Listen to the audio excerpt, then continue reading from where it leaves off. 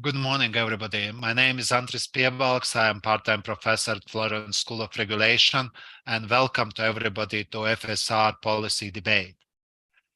Today's issue, what we would like to put at your attention is called how to make best use of the used natural gas network in the energy transition.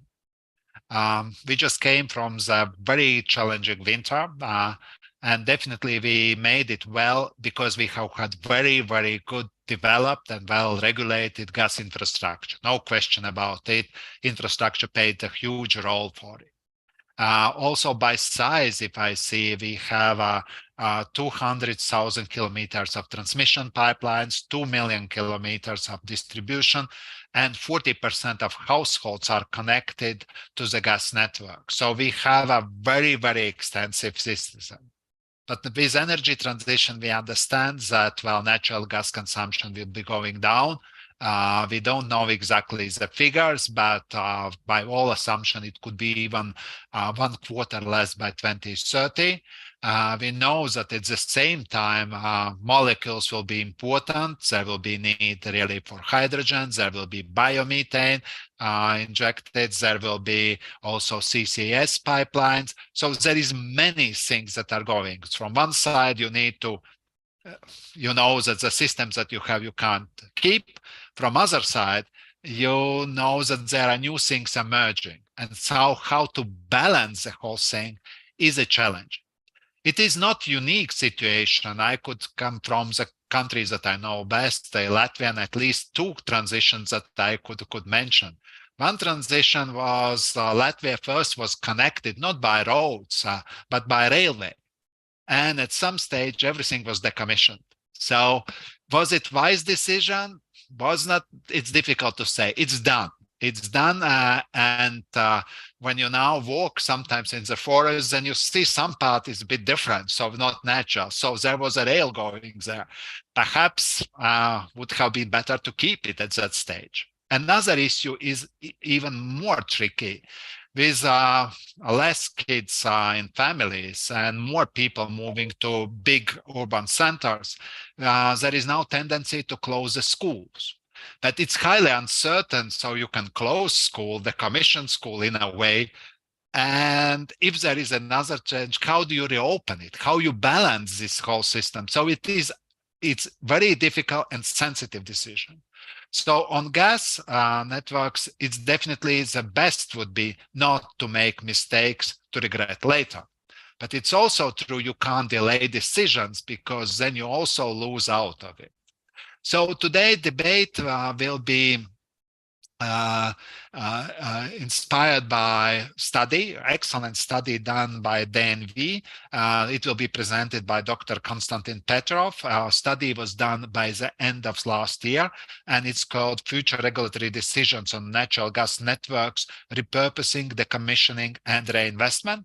And then we have an excellent panel, Walter Boltz, a senior advisor, European Energy, and he has extreme experience, not extreme, I would say, very deep experience in regulatory matters, because at the end of the day, somebody will need to make decisions, and it comes to regulators, and that I think is a challenge that we'll need to face. We have Christopher Jones, Professor Christopher Jones, that knows the European side. He was the Deputy Director General at some stage at DG Ener, so this European dimension, and we will have Sarah Piskor from ENTSOG, that is definitely the organization that is most engaged in this area. So now I will give the floor for presentation for Dr. Konstantin Petrov.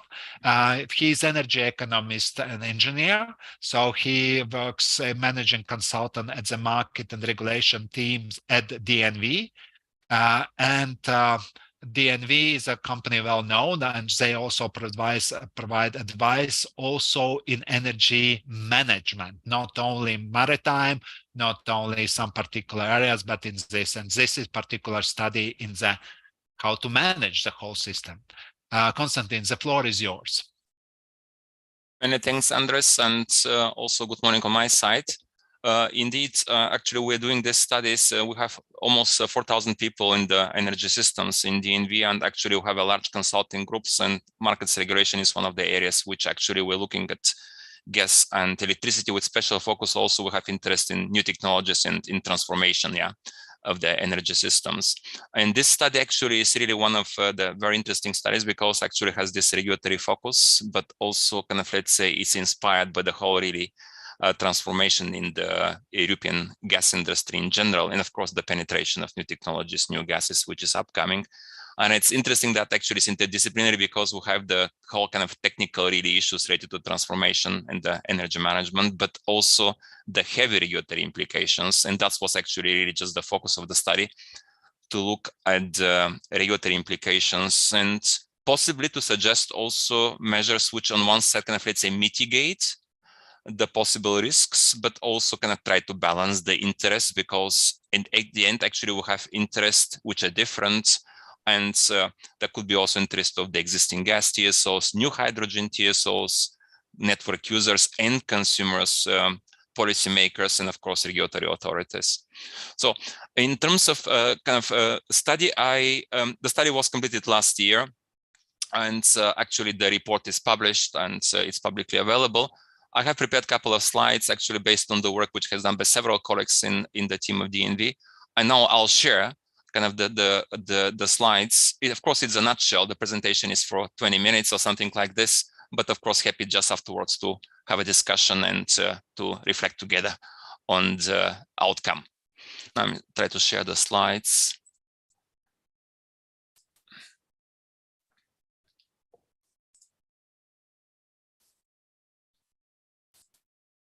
Can you see them, Andres?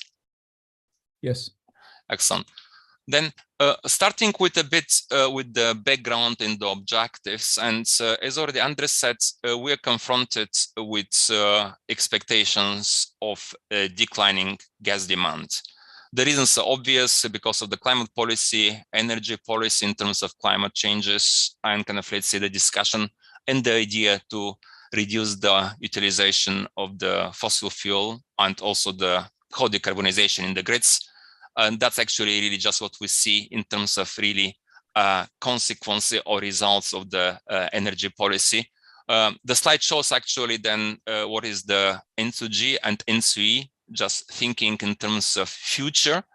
And you can see that different scenarios, they're related kind of, it's in this case to the assumptions of the really penetration of new gases, but also really the electrification of the grids, penetration of renewable energy. It's kind of, let's say, large area of assumptions, but one can see that it doesn't matter how we think in which exactly types of scenarios. In general, methane, which means actually natural gas, and also mainly natural gas, but also some renewable gases in the future will be declining. That actually in any scenarios and kind of significantly declining.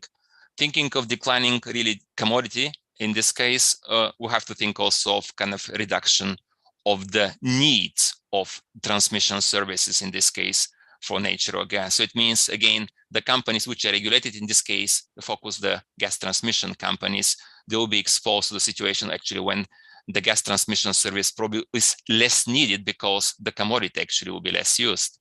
And then in the same way, actually, if we have a decline demand, the supply patterns will also change.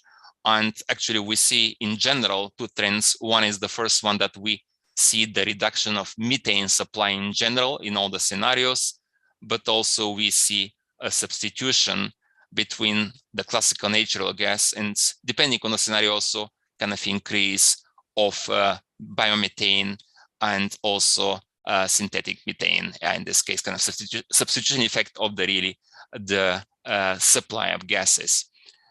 This actually just situation lead us to the point that one should think something also or discuss and actually also think what can happen now in the future with the natural gas transmission assets or natural gas transmission network assets in this case. On one side, thinking that if the utilization of the grid in terms of transporting natural gas will decrease, but at the same time, we'll get kind of, let's say, substitution in terms of using actually more hydrogen, for specific areas which have been before actually used by natural gas users. Then we're thinking also, can we do something with the grid? Yeah, so it means not to kind of scrap the grid, but start really using that for different purpose, what is called repurposing. In this case, thinking also how we can kind of, let's say, utilize the natural gas grid for transporting hydrogen. So the first big area actually, also with several technical, but also heavy regulatory implications, is the point of repurposing. So that was one really just big area of our study to discuss this actually set of issues and interesting kind of, let's say, challenges. Second one is if we continue using that in terms of kind of, let's say, either reinvesting in the grid, but also thinking that if we start reinvesting and we have a declining really need of these assets, we can create again a lot of potential for stranding, yeah. Or thinking also kind of, let's say, to extend the assets use, because we see still kind of, let's say, need to these assets, but it's smaller and probably limited in terms of time. So that's why there's a second big block which is related to this actually, what's called reinvestment in extended use. And then the last one, which is also very relevant, it is the fact if we don't have use, and in this case, we'll have to decommission. And if we have to decommission at the end of the asset life, okay, then we have kind of, let's say, residual asset value, which is close to zero. But if we have something more than that, so it means it's a positive residual asset value or significant one, we're confronted with the question, what shall we do? Because obviously, then the assets have been not really reimbursed to the kind of, let's say, expected extent in the regulation, the price regulation of gas transmission companies. In this case, we're confronted with actually possible stranding, yeah. So it means, again, thinking of how to recover of these assets which are still kind of there, or this actually asset value, and what could be the mechanisms. So all these three areas have been discussed in the studies, and they are kind of, let's say, relevant. And in terms of the study in the report, actually, you can see the structure, which was related first to what I mentioned, these regulatory challenges. There is a significant analysis of the status quo and what the regulators are doing. And there are also examples of different really jurisdictions in terms of really different solutions, what they're doing today. A lot of conceptual stuff related, for example, how to treat, for example, repurposing, what is exit value, what is transfer value, what is regulatory asset life, what is trending. So, and then of course, obviously there are recommendations, yeah, to every single point, which kind of, let's say, on principle conceptual level. And of course, where it's necessary, we have also referred in many cases that should be kind of, let's say, detailed national solutions, because several, we discussed with Andres before the workshop, several of the issues kind of, let's say, are very legal, yeah. So it means thinking also how to reimburse, or how kind of, let's say, not reimburse. I think it's kind of, let's say, issues which can be also kind of very goes easily to a very kind of legal area, which should be kind of tackled properly in the national context. In terms of components, we have also a serious review of literature in this case, because we look also at academic concept and also practical studies, several case studies, and several stakeholders have been surveys have been done with stakeholders and regulators. Some bilateral calls was a data collection together with ACER, and of course, as already mentioned, there is a big part of the studies related to conceptual analysis on the principal problems in this case. Starting with the repurposing, then actually the situation, as already said, is obvious in this case, because if we're thinking that we have a declining use of natural gas assets, and then we have also increasing use or expectations of increasing use of alternative, in this case, hydrogen, one can think actually then that to start to change the role or change the purpose of the grid. And in this case, of course, avoiding the whole kind of, let's say, problem with stranding, because we are finding a new role actually for the grid. Of course, then will be several questions which are practical: when to repurpose, how to assess really the need of repurposing. I mean, are there any preconditions, yeah, in terms of technical preconditions, operational preconditions which are necessary, or kind of, let's say, also regulatory measures necessary in this case? One very important point just to be discussed here, asset transfer value, because in principle, what actually in simple terms, we are transferring the assets from the gas TSO to a new TSO, for example, or to a new actually operator, hydrogen operator.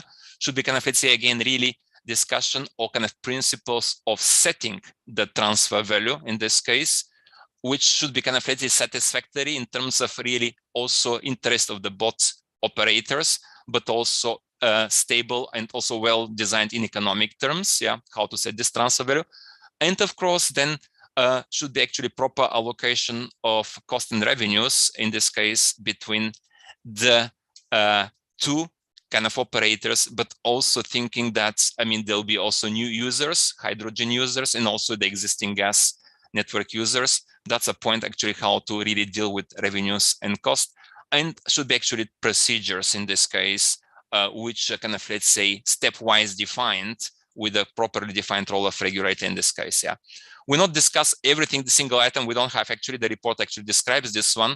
I want to say a couple of things which are related a bit to the principle, what I mentioned. I mean, the need of repurposing and actually the preconditions, we can say. We looked actually at three major elements which kind of, let's say, lead us to this one. The first one is related that we have a kind of demand of transportation for hydrogen. It means we have to have a commodity demand for hydrogen.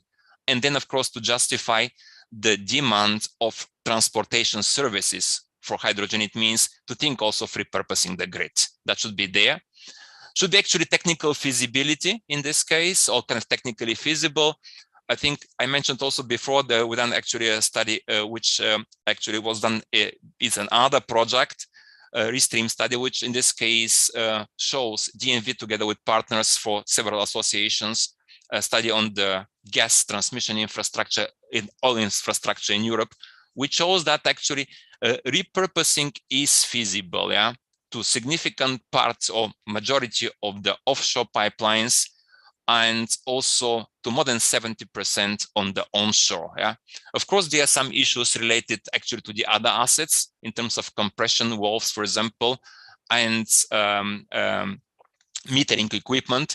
But in general, kind of, let's say, one can think that it's something which can be managed, yeah, in terms of really technical requirements. And now the operational kind of requirements, it is related to the actually the use, yeah. I mean, start thinking of repurposing if we don't have significant use of currents of the natural gas today or expect it, it should be relatively easy, because actually in this case, the situation actually it is clear, because we don't have any more use of natural gas. We can also think of repurposing if we have a demand for hydrogen, of course, yeah. If we have a small use and we can redirect, for example, this one using, for example, different assets, or for example, local production of biogas, in some cases that should be also possible and probably less kind of controversial. So just to do that. So in such cases, of course, one needs an assessment and should be kind of also detailed scenarios, which are kind of, let's say, specifically in the regional context to study the demand of natural gas and transmission services for natural gas, and of course, hydrogen. And then just to see how to kind of, let's say, see the situation, to study, of course, the technical and operational feasibility. And in general, we believe that it should be part of the network development plan, the whole process. It should be actually kind of added to this one because the plan exists. And in this case, we're discussing a kind of specific aspect of kind of discontinuing using the assets for natural gas transmission, but just taking it as a more for hydrogen. So it could be kind of added in this case and incorporated in the national gas plans. The situation is a bit changing if, we, for example, we have a low, actually still residual use of really the specific assets. And in this case, it's not so obvious that I think if we kind of, let's say, like in the previous case, we kind of, let's say, easily move to hydrogen, because if we start moving kind of to hydrogen, we have to really kind of discontinue the current really provision of transmission services for gas, which could be on one side kind of, let's say, probably also not kind of from legal point of view, also kind of conflicting with obligations to connect. It's a kind of specific legal area. But from economic point of view, what is more important is to think whether it makes sense to stop earlier, even we have some residual use, and to move to hydrogen, and under which conditions.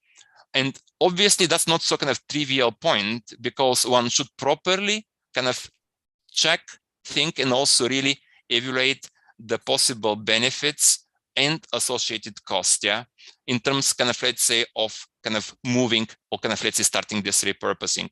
So in this case, I think what we suggest, also in line with other initiative also in kind of, let's say, in the gas transmission, in this case, we're thinking that one should think of cost benefit analysis, then should actually really focus on the specific case of the repurposing and properly check the incremental benefits and incremental costs in this case, ideally jointly by gas and hydrogen operators, and ideally also by thorough review afterwards of the national regulatory authorities, what is the outcome of this, and then to proceed actually just with the step of really repurposing. One point actually is this how to think of the really transfer value, which I'll come kind of, let's say, probably later in this one. But I think that's kind of, let's say, here on the point of repurposing. One is thinking of three preconditions: demand of hydrogen, technical feasibility, and operational feasibility. Technical in terms of really engineering, operational in terms of use and expected use of gas and hydrogen. And then especially in cases when we have kind of still residual use of natural gas, thinking what are the incremental benefits and incremental cost, and then kind of, let's say, moving kind of to the cost benefit analysis, ideally jointly done and then also reviewed by the regulator. Second big area actually is related to the decommissioning. Yeah, this is the case when the assets is still there, but I think we don't have any use. Yeah, and this kind of, let's say, what you see here is a cumulative diagram. Actually, it's really the kind of accumulated based on data collection of Acer, and it is for the whole European Union. It shows the aggregated regulatory asset base. It means it is the net asset value of the gas transmission assets which are used to provide the gas transmission service, cumulated over time if we don't reinvest. So it means if we just leave them there. And you see here two milestones. One is to 2050 by the European Union, the Green Deal, climate neutrality points, and then also with, from our transition outlook 2022, which was the last one. I mean, 2043 is a kind of year which one can kind of try to achieve the achievement of the 1.0 kind of compliance with the Paris Agreement targets. Then actually it's kind of, you can say that's indicative, but actually useful milestones. And the point here actually is just to show that, I mean, the asset value, regulatory asset base will be declining, that's clear. But at this time point, when we believe we can kind of, let's say, achieve already good results in terms of really climate neutrality or in terms of decarbonization, we'll have still residual asset value. So it means some assets will be there. And then actually, in this case, one should obviously think what should happen if we're thinking that there is a residual value and we'll have to decommission, but actually still this value is there. And we're confronted with one kind of the most controversial issue related to stranding. Yeah, depending on the definition, on the use of this wording, we have a lot of actually in the report, but it's a point which actually we'll have to also address in this context. So thinking now in decommissioning, which means actually a decision to withdraw an asset from operation before actually the regulatory asset life, yeah, because we don't see use of this asset. I mean, we have kind of four issues here in this, again, this, you can say, cluster, this chapter of the analysis. First, actually, it is the determination of specific assets, what actually should be done, who is in charge in this case, and what are the steps. Then, if we're confronted with the stranded cost issues or stranded asset first, it means assets which are there, still have useful asset life, but are not kind of, let's say, necessary, or because there is no use for these assets, what to do in terms first, what is the kind of cost resulting from them, because these assets are there, they are regulated assets, we have to see the cost. and how to treat them in terms of regulation. So it means who is paying, how it really works, and what should be done. And then, of course, we have to look at the incremental cost of decommissioning and dismantling, because it is not only the residual cost, which is still there of the assets, but we have to incur additional cost in this case, because we have to decommission, and under which conditions. And one last point, which is important, is it possible to do something ex ante? It means before this act. So it means to do something to mitigate the stranding, yeah? So it means to reduce this residual cost, which they are still in the assets, for example, through kind of, let's say, regulatory rules, for example, acceleration of depreciation, yeah? That's kind of, let's say, the major areas. Again, we'll not cover every single element here, but just want to give it the flavor what actually has been done. And of course, the situation, it will be easy in this case. For example, if we have actually very low residual asset value, even zero, I mean, there is no kind of, let's say, discussion too much. I mean, that's easy to decommission. Or kind of, let's say, if there is a low value, and in this case, we can also you can say just to shift the supply through different routes. So in this case, smaller investments are needed. So in this case, the implications are not really so difficult or so heavy. Of course, it's important to consider all possible factors, because, I mean, first, the demand actually could be non-stable. So I think it can happen that we still expect some demands, or there is a seasonality in demand in this case. So it means actually to measure whether actually we need the assets sometimes could be very trivial, but sometimes could be also challenging, yeah? So it means it could be let's say, some still actually future utilization of the assets interesting or expected. One big area of issues actually is related to security, reliability of supply, yeah? So it's more preventive let's say, thinking in this case, that even if there is no direct use of the asset, it can be used for specific cases just to support the reliability and security of supply. So in this case, you can say they remains necessary, but not directly in operational use. So it's again question if it's so, that you can strand these assets because they can consider again the specific context necessary for the specific country or even in the regional context, yeah? And also the same actually is, we believe, with these pipelines, they can be positive, again, very regional and specific, to somehow to let's say, support the competition. So it means all these factors are necessary just to think also how we want to decide for decommissioning, and of course, how just we want to let's say, tackle the consequences, yeah? What we believe should be, again, specific analysis in the specific context of the specific situation, and should be part of the network development plan. And then regulators should be strictly involved in this case, also with the review, but also let's say, accompanying the whole steps, because obviously the implications are very let's say, serious in terms of the price regulation of the gas grids. One point actually, which is here is important, is it is can we reduce the risk of stranding, as already said? Yeah, indeed, I think it is possible, and this let's say, one approach which can be done, it actually is the change in the depreciation policy, what I mentioned. In this case, I think what can be done is that one can accelerate, yeah, the depreciation policy. I think classically you see the norms, what we're using in almost all countries, it is the straight line depreciation. So it means then it's let's say, spread over proportionally. And one can think in this case that if we let's say, increase the depreciation, or what's called front loading, then it can be also very helpful in this case, just to let's say, to accelerate, and in this case, to depreciate more than what we have in the regulatory asset base, yeah? So what will happen is that when the time has come, it means just to decommission, probably we'll have let's say, lower value of the assets, and it will help let's say, to avoid the in many times controversial discussions about the stranding, yeah? That will be let's say, something which is positive. So that's called front-loaded or acceleration of depreciation. There is a second approach sometimes. If I may, yeah. 1 minute, please, because we would like also to involve also panel. I'm just almost let's say, that accelerate that. Another one is actually just to using real regulatory asset base and actually nominal WACC. Again, it's a measure which is technical measure and regulations to reduce the regulatory asset base. And in this case, if we measure the kind of the value of the stranding with regulatory asset base, the residual value, kind of to mitigate the effect.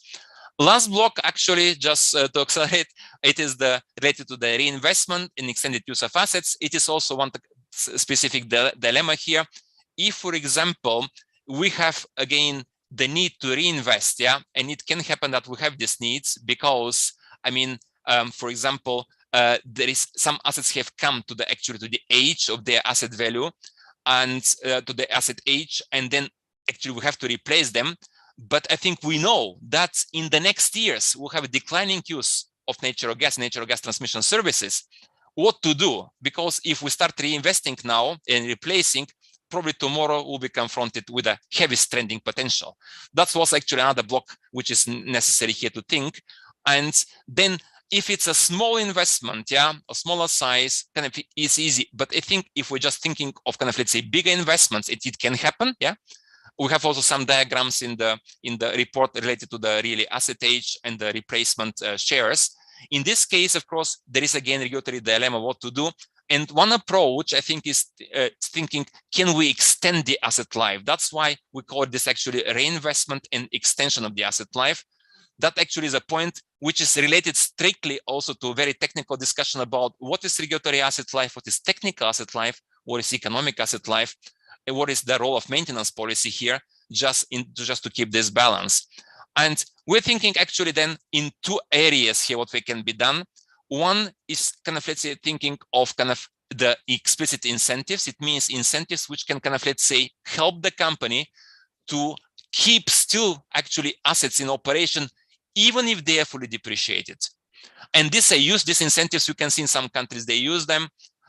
In this case, kind of, let's say, what we're doing is we're increasing actually just typically OPEX allowance, for example, which will give the company actually the incentive to continue using these assets and not replacing them, because then they can get normal rate of return on new investments, but kind of keeping these assets, because as already said, in many cases, we can be confronted with a kind of stranded cost if for the future, the new investments will not find really enough utilization because of declining demand of gas and transmission services.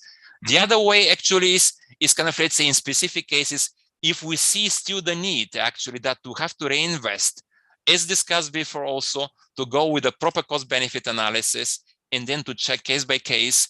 And if indeed, if there is a need of this reinvestment and the benefits prevail in this case, so we have positive net benefits, and for the future, we can justify also this investment because still there'll be demand, probably residual demand for natural gas or for biogas or for biomethane, then biomethane actually, then in this case, we can think also that it makes sense, but again, should be subject to cost benefit analysis. Many thanks, Andres. Sorry for that. Yeah. Thank you, Konstantin. No, yes. I know this is a very serious and large study, and it's an excellent presentation. Sarah, if I read Konstantin's report, as he not only and his colleagues have contributed so much, I see that one issue that falls that it is basically TSOs with the national development plans is like a starting point. So how do you perceive this from TSO point of view, and is it rather simple transition, or it will be disruptive transition in your opinion? Thank you very much, Andres. I hope you can hear me well. We do. Perfect. So good morning, gentlemen. Thank you, Konstantin, for this extensive presentation. And I was always taught that gentlemen do not speak about money, ladies even less so. But we do have to probably think along those lines here. But as NSOC, as you can imagine, we almost never speak about particular financing of particular projects. Yeah, so I'll be speaking rather about some of the core principles for us, and I would like to discuss today two aspects of your study, Konstantin. Congratulations on it, but I think from NSOC we will have quite limited in what we can relate to in details. Yeah, Andres, you've asked whether that will be a disruption or not. I would like to maybe provide you with the context and with the information where we are on the project site, and maybe then discuss some of the sequence that we would see for this reflection. Okay. So when it comes to the principle, I think your study is building on this fundament that there potentially could be asymmetry of information, yeah, between the TSOs, the general public, and the NRAs. I would like to maybe let's say decipher that a little and showcase how we are working in order to guarantee that there is no such a gap of information first, because I believe that's the fundament of any work on any further steps here. Yeah. So what we are currently working on in NSOC is that we believe that the projects are the part of the demon-driven situation right now. What you can see is that NSOC as, let's say, the collecting party, as the portal for all those projects to enter to TYNDP, to planning phase, we see that all those projects are part either of consortia, and they are forming a little value chain experiences. And the demand for each and every of this project is documented not by TSOs themselves. It is documented by the demand and by the offtake that is partnering in such consortia. Yeah? So the NRAs can be here reassured that when they are working about a given on a given project, when they need to discuss whether the project should be repurposed first or decommissioned next, then they are, let's say, filled with the information coming from the demand-driven situation. Okay? And the value chain fully supports those projects. That was the, let's say, the concept of de-risking for the value chain, emerging value chain, that was used in order to form those consortia, in order to de-risk and to stop this chicken and egg problem, so that you can clearly say that any project submitted to TYNDP is supported by this little value chain experience, and that there is a demand-driven approach from all of those project promoters visible. Second, I would say that the cross-border infrastructure forms corridors as they were designed by the European Commission, as documented by the official project collections. So there is a high level of transparency, I would say, when it comes to project collection and the criteria that those projects should fulfill, be it TYNDP collection, be it Clean Hydrogen Alliance investment pipeline, be it IPCI or hydrogen valleys under Horizon. All of those projects are, let's say, right now very transparently shown to the public, and also, I would say, recognized by the public that they are candidating and that they would be forming a basis for the repurposing. Next, I would say that import capacities that are derived from the Repower EU targets are also right now being supported or will be supported by international agreements. So the, let's say, the risk of strengthening of the importation capacities is also minimized by this, that the EU in need of imports would also be supporting the infrastructure development, be it under repurposing or by the adaptation or newly built facilities based on such international agreements. Again, transparency is also created here around the demand in order to understand what kind of importation capacities we're speaking. Next elements, I would say the project finals. This includes scrutiny over given projects based on the several potential financing and scrutiny regimes. Yeah, there is a public eligibility regimes for derived from 10E, for example. 10E policies have clear sustainability criteria right now, but also private lending and also public lending by EBI, by Hydrogen Bank, are also forming those criteria that also clarify the demand for the infrastructure quite well from several angles and from different lenders. And last but not least, I would say here, Andres, that TSOs have invested quite a lot in transparency here.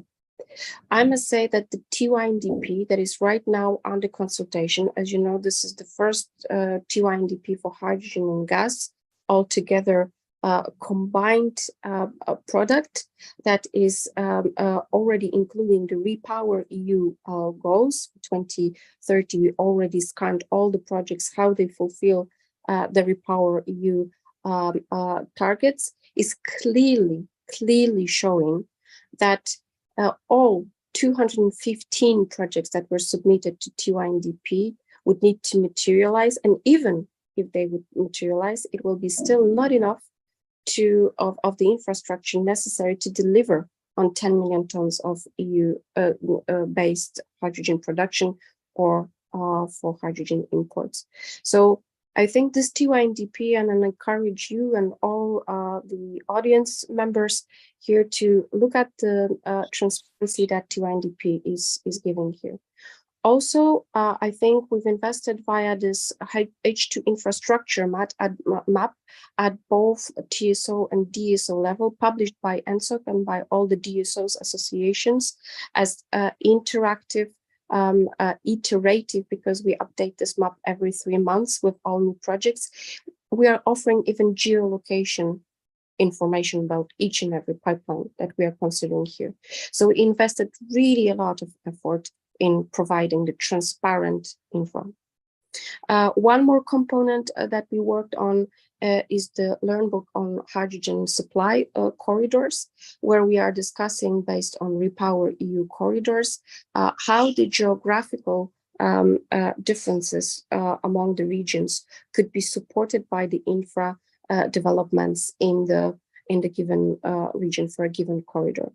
So all in all of this, I would say, creates this transparency, as we understand we should create, for knowing which processes would come first and what kind of infrastructure assets transition we're speaking of.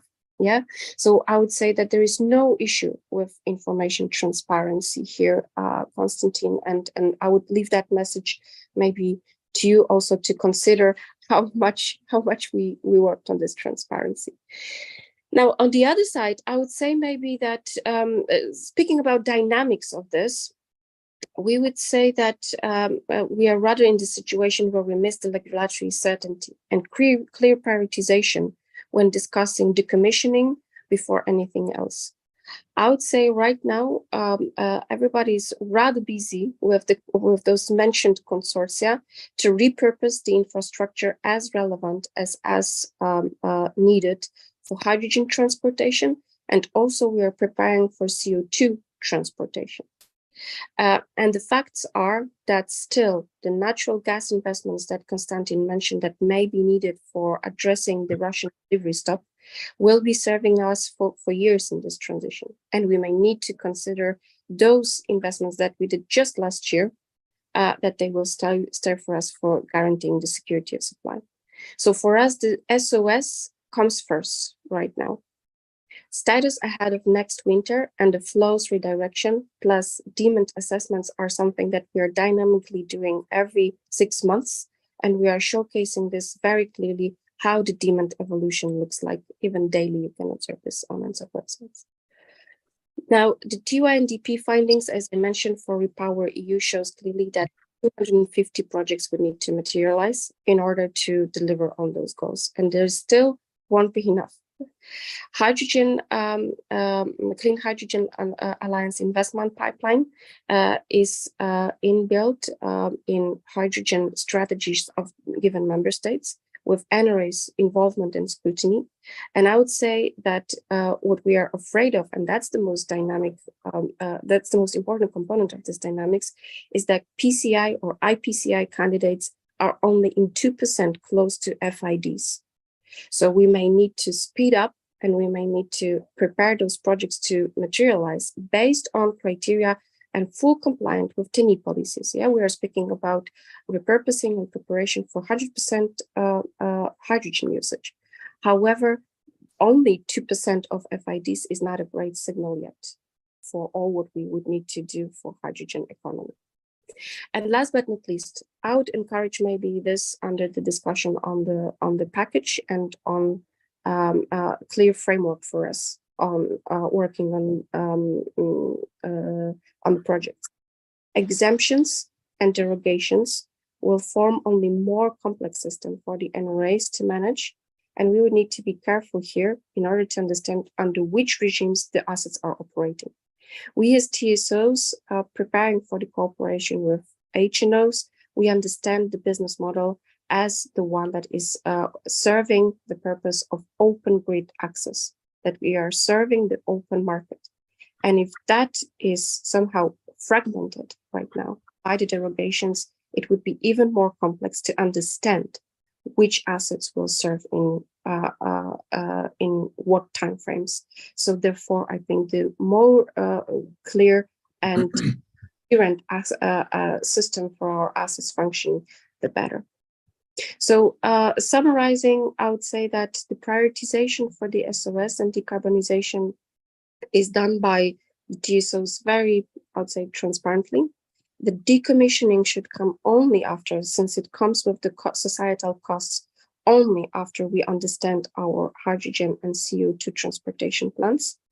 And I would say that for the TSOs, for the logic of our work for the open markets, it is a no-go to place the retroactive measures in the TSOs whose tariff-based business model does not allow to recoup as the justifiable cost anyhow different. So any retroactive actions do not, let's say, promote the necessary investments. And I think we are showcasing with this work that we are transparent with the NRAs and that we are also transparent with general public. And that's where we are today. That's what we are working for. Thank you very much, Andres. Thank you, Sarah. Moving now to Walter, if I may, Walter, to ask you to put the hat of a national regulator, because at the end of the day, national regulator will be seeing the flow of transparent flows, and still there will be need to take action. There are recommendations, but what principles a national regulator should take into this rather complicated and politically sensitive atmosphere? What would be your reflection on the process? Yeah, thank you very much. I'll try to be very brief. I think you have seen from Konstantin's presentation and Sarah's response that we are facing a fairly complex task of converting to a hydrogen economy where part of the gas grid will be used, part of the gas grid will not be used. And what has not been really mentioned before, we do have a fair amount of national differences that are likely to emerge if the hydrogen package of the EU is as it's anticipated to be. There will be quite some time for derogation for national specific situations and solutions, which of course makes the cross-border transportation even more difficult in practice. Now, I think from a regulatory perspective, most regulators will try to make sure that there is only a very clearly defined and limited cross-subsidization between hydrogen and existing natural gas transportation networks. Although, if we would allow a larger degree of cross-subsidization, it would make the life a lot easier. But the current legislative framework calls for a pretty clear separation of costs, which means all those questions that Konstantin has put up are in need of defining, of clarifying, like how do you value an asset of a pipeline that is actually of no use for the natural gas network because it will have to be decommissioned, but is of high value for the hydrogen network. Who puts a value to it? How you put the value, especially if there are different companies who build the hydrogen grid versus the natural gas grid. So we are facing a lot of complex decisions. At the moment, most regulators are, I would say, skeptical regarding the speed of hydrogen adaptation, and they will look for, let's say, anchor users or capacity bookers as a basis for making the decision to allow, some costs to be shifted, some investments to be made and put into some regulatory system. I would assume that many countries will opt for a relatively early regulated solution. I think there would be a few direct pipelines like we have today, hydrogen pipelines, but eventually it makes a lot of sense to have a fully regulated third-party access system for hydrogen, unless you limit it to a few big industrial users. But once you go beyond that, you want to have medium-sized industry taking part in the hydrogen economy, you do need a regulated system.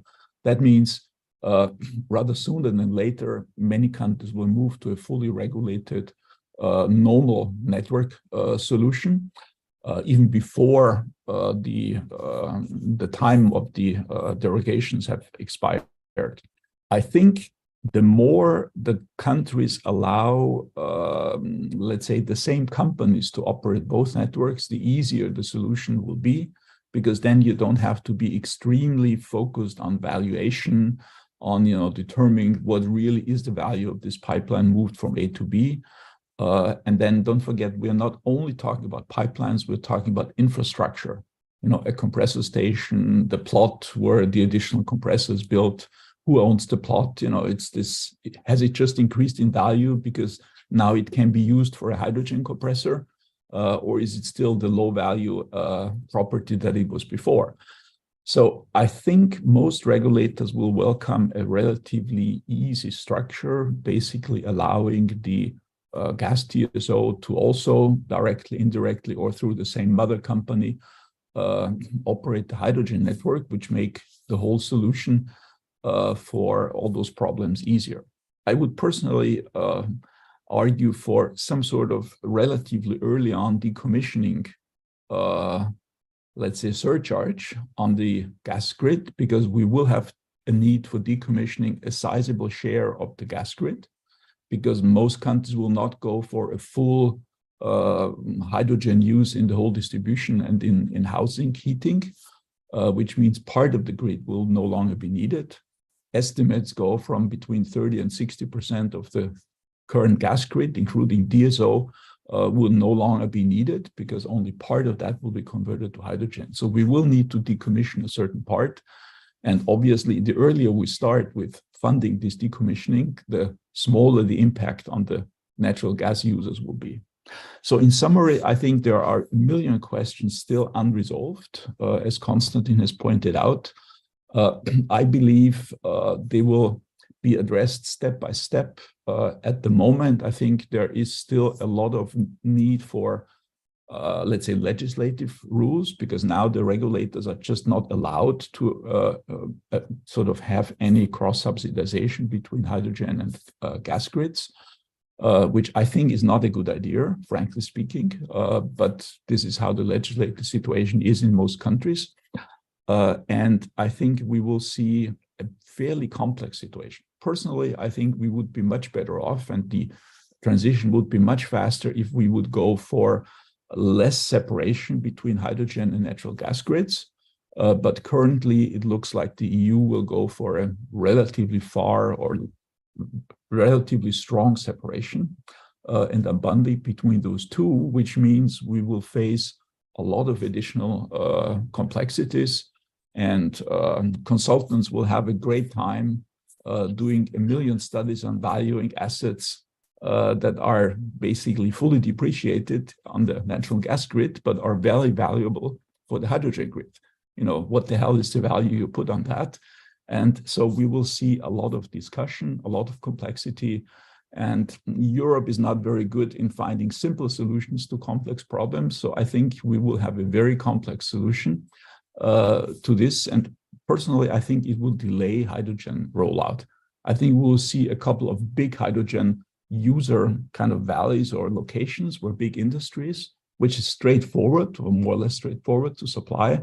But once we go for a broader rollout, I think we still need to resolve many issues, and that will take time. So I think the timing that we see now is probably all very optimistic. And I think Sarah mentioned only a tiny percentage of hydrogen projects have FIDs for the specific reason that really nobody is clearly, who bears which risk, when are you ready to take on that risk? And we need to overcome this chicken and egg problem. And the regulators at the moment, I think, need clearer rules than what they have now to actually do that.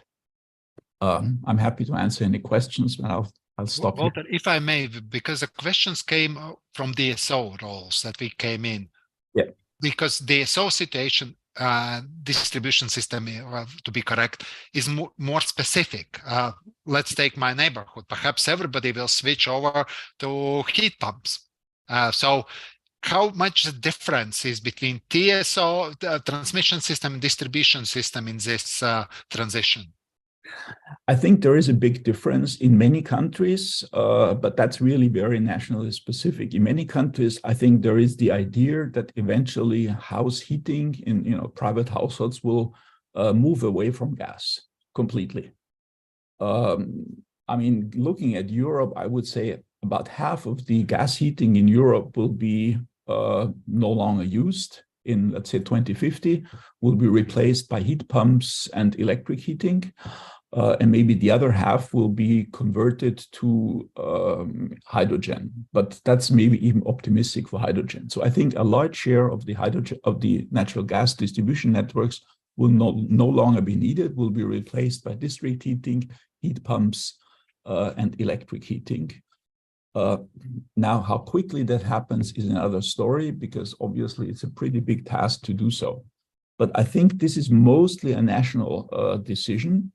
And of course, the question, how much hydrogen can you source for a country or a region, and at what cost, and who pays the differences. For the moment, hydrogen is a very specific fuel that, if it's produced in the green way, is still going to be fairly more expensive than natural gas for at least the next 20 years. So I think very few distribution networks will be converted to hydrogen. And I can only advise DSOs to look if they have some areas where the density of the distribution network is such that it actually would make sense to convert to hydrogen. But if you have a lesser, let's say, dense distribution network and you have district heating there, probably going for district heating and decommissioning all the distribution network for natural gas is probably the right strategy. Thank you, Walter. Christopher, what are your reflections after hearing a report of Konstantin and Walter's and Sarah's reflection? The floor is yours, Chris. Can I just ask the panelists a final question, because I think we're basically out of time, which is the remarks I had prepared was to underline the extraordinary level of uncertainty facing gas networks at the moment. And I mean, you could spend half an hour explaining this uncertainty. I mean, Walter said, for example, that we're all going to move to heat pumps. Yeah, we have, but there's 197 million households in the EU.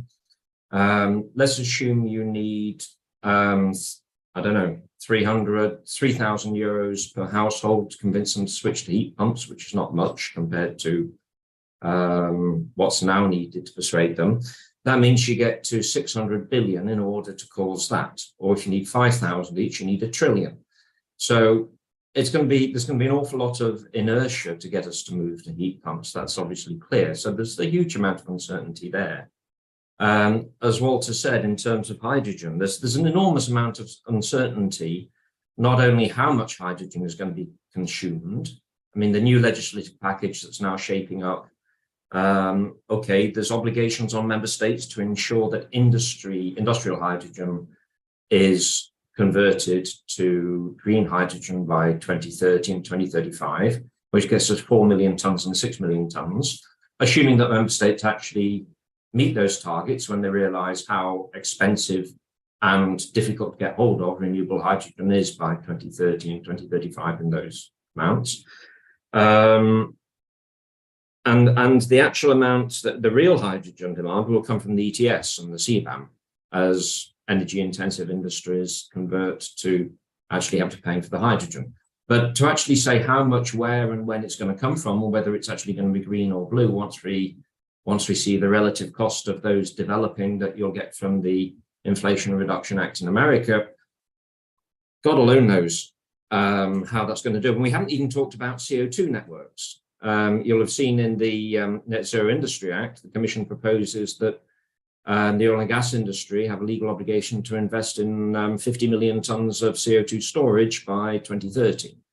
And assuming that goes through, you don't build Disneyland and then have no roads to Disneyland. You have to have infrastructure to go to the storage. And again, with the impact of the ETS and the CBAM, industry is going to need CCS. That's absolutely clear. So my question is, how on earth do you deal with decommissioning in the context of this inevitable linkage, which Walter also said, between natural gas, the huge uncertainty of the level of the reduction of demand, the impossibility to know the topography and the level of demand of where hydrogen has come from, imported, domestic, green, blue, and then you get the CO2. So how do you factor this huge amount of uncertainty into this decommissioning debate? Because that's what I really struggle with. Konstantin, perhaps you can start, Sarah, and then Walter conclude. Konstantin. Yeah. Thanks, Chris. I mean, obviously, this is a question. Actually, it is in terms of regulation. Actually, is a major point. What I also mentioned here.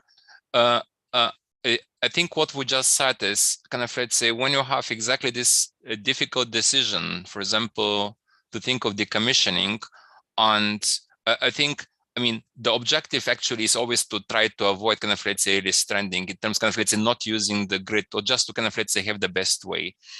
But I think it's kind of, let's say, it's clear for all of us that actually that's a good objective. The point in practical terms, as you say, there is uncertainty. And I think one way, I mean, because it's also confront, actually, the problem is also goes to the regulators. Actually, thinking what we said is using cost-benefit analysis, all possible instruments, what you can say, at the end, actually, just to consider mathematically the uncertainty in the models. Yeah, I mean, that's a way actually can think in this way, just to kind of mobilize the best potential in terms of knowledge at this time point when you want to do the decision. Of course, now one can think also kind of, let's say, can postpone. What Walter mentioned, for example, is to do the decisions as quickly as possible and to avoid kind of dragging. Yeah. This is a point actually is also interesting when we have to make a decision. I mean, at a certain point, of course, thinking of decommissioning, we have achieved probably for many of the assets, the end of the regulatory asset life. So we have an asset value which is equal to zero. Yeah.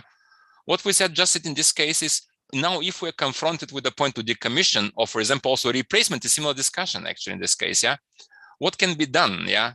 And the only point here is in terms of really alternative use of the grid, or for example, hydrogen use, or kind of, let's say, other, then it's just to study in terms of cost benefit analysis. I think so. And kind of, let's say, just to try to capture in the best possible way, with the best possible information in consultation process of all involved, what can happen. At the end, actually, to be probably scenarios, and then, I mean, probably decision. Yeah. That's another way actually is just really just to try to kind of, let's say, go in very regulated way to say exactly. I think Walter mentioned this one. We've seen it also in the past to say, in this case, we'll be using this source kind of, let's say, for example, okay, we'll be using for space heating, district heating. Yeah, there is a mapping in this case, and then we say that's the deployment kind of, let's say, technology, or the deployment of the process. And then in this case, step by step in coordinated way, we start kind of, let's say, really reducing the use of the distribution grid. Yeah.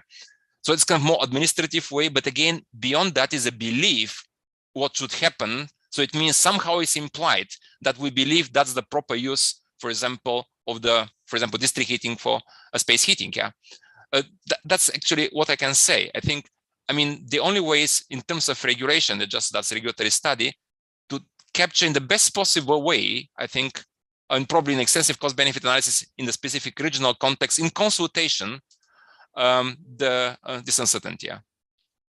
Thank you. Sarah, please. Can you hear me well?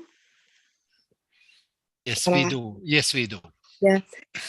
Thank you very much, Andres. And I think I'm heading to NSOC GA in a moment, and I will take this offer from Walter to discuss the solution for, let's say, horizontal, rent for decommissioning to be considered en bloc. But I'm maybe seeing two big development. One is horizontal, one is very practical. Horizontally, we do face this debate right now about the integrated planning. And in the package, we have two possible solutions, one proposed by Parliament, one by the Council, on integration of hydrogen, gas and electricity planning under one national plan, or about gas and hydrogen planning together. And I think that's the debate we really need to solve in order to understand how much this of what Konstantin said about coordinated approaches, and this may be administrative approaches we should consider. And I think the NDPs, NECPs will need to give that guidance from bottom up. So that's one point. Another one that I would make, and Chris, you have asked super tricky question, how to prioritize and how to make that decision. You're never asking the simple ones. But I would say that what is, let's say, encouraging is that when I'm traveling right now, really throughout the whole Europe, throughout different conferences, different visiting different site visits, study tours, and seeing how the project promoters are really working, they do have the activities at the DSO level and at the TSO level, and what they're craving for is this clarity about how do we scale this up. It is right now the moment to scale up the projects, because all of those learnings that we have gained so far from the regulatory sandboxes that we discussed with you, Andres, some 2 weeks ago, and that are growing right now in scale, where people have, let's say, conceptualized the usage of hydrogen in the small scale, in little clusters, going to the bigger ones, and now going to really industrial scale of production of hydrogen, with wind farms being right now commissioned. I would say it is a very dynamic environment of project promoters really working for scaling this up. And right now, I must say that I see it rather positive that there could be a solution for both DSO level with either, let's say, learnings about blends and or usage in the residential sector, including the heating solutions for local heating in residential sector, but also going into much bigger scale, much more, let's say, clear answer about this. Okay, we really want to make the best usage of this taxonomy and of this signals from the additionality that we got finally from the EU in order to produce that green in a bigger scale. One point that you're making, Chris, about CCUS is the one that we still need to understand in more details, because for us, practically, that means that if not green, because for some areas it is not available, then blue would need to be really well thought through. And this infrastructure linking the Disneyland with the routes where the kids are would need to be really carefully designed there, because the blue hydrogen may hold much faster decarbonization potential than the green, if not available. And I'm not promoting this solution. We are definitely working as TSOs on color-blind basis.